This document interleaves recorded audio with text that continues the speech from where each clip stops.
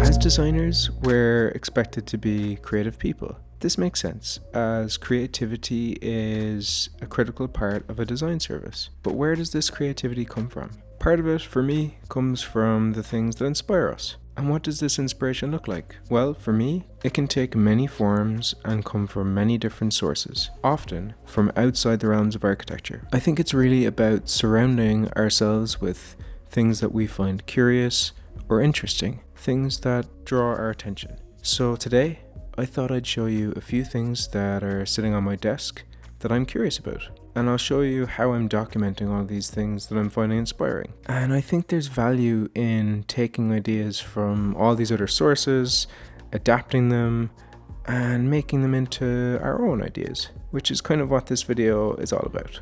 So this idea of remixing ideas to feed one's own creativity is something that Austin Kleon talks about in his book Steal Like an Artist, which leads us on to the first book on my desk, which is another book by Austin Kleon called Show Your Work.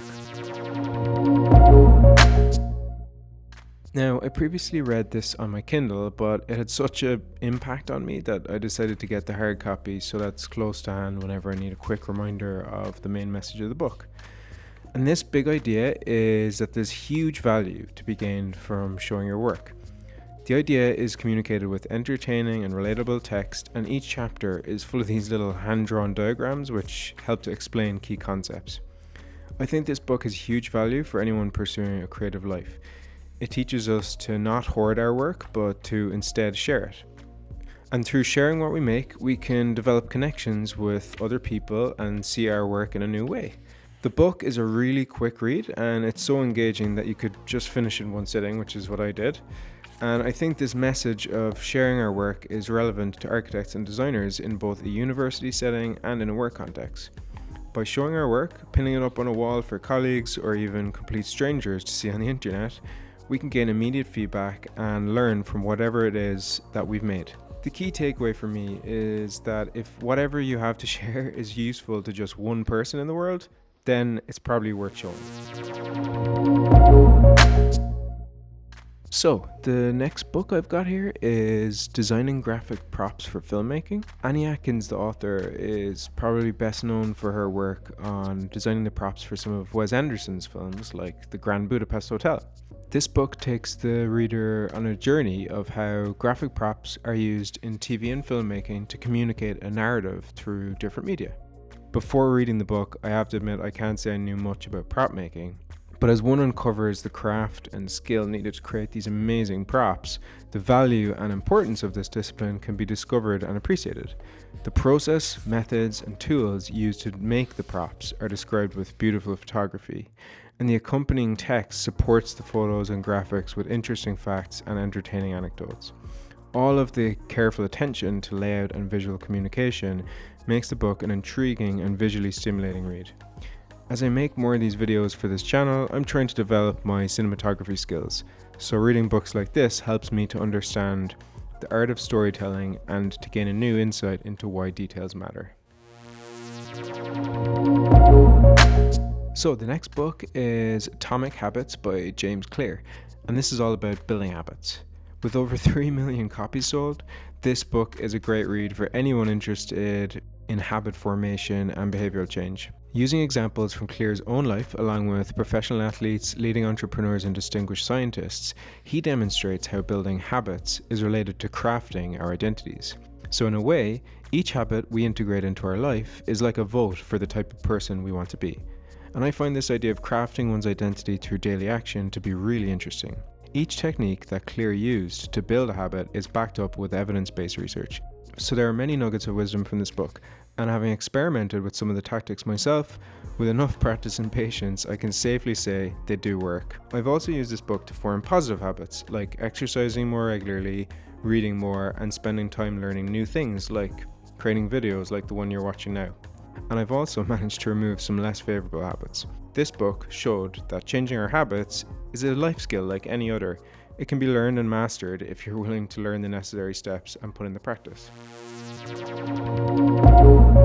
So next I wanted to show you the Sonacube, which is a fun 3D puzzle designed by Brooklyn-based Kubiya Games, who specialize in making handcrafted wooden puzzles, games, and toys. The Sona Cube comes in this beautifully crafted rubber wood box and cover, which make it a nice object to have on one's desk. The object of this puzzle is to create various 3D shapes by using all the different pieces of the cube. Sounds simple, right? The puzzle is accompanied with 50 challenge cards. Once a challenge is chosen from the deck, it's just a matter of using those spatial reasoning skills and recreating the shape on the card. Thankfully, the solution is on the back of each card. I've been trying to solve these puzzles recently, and I found it's actually quite a fun and relaxing thing to do in the evenings, especially in front of a nice fire. And I found that when I've been spending time on these challenges, I return to that childlike state we can sometimes forget about, and my curiosity seems to return to me. Interestingly, according to the manufacturer, mathematical games like this can actually help build critical thinking skills and our understanding of geometry. So for anyone who's thinking of getting a gift for someone, I'd consider a puzzle like this one. The Sona Cube was gifted to me, and yeah, it's definitely been a new fun thing to do. So finally, I thought I'd show you this vintage ruler, which was also gifted to me. Having a tool like this around is a great reminder for me of the importance in design of figuring out the size of something.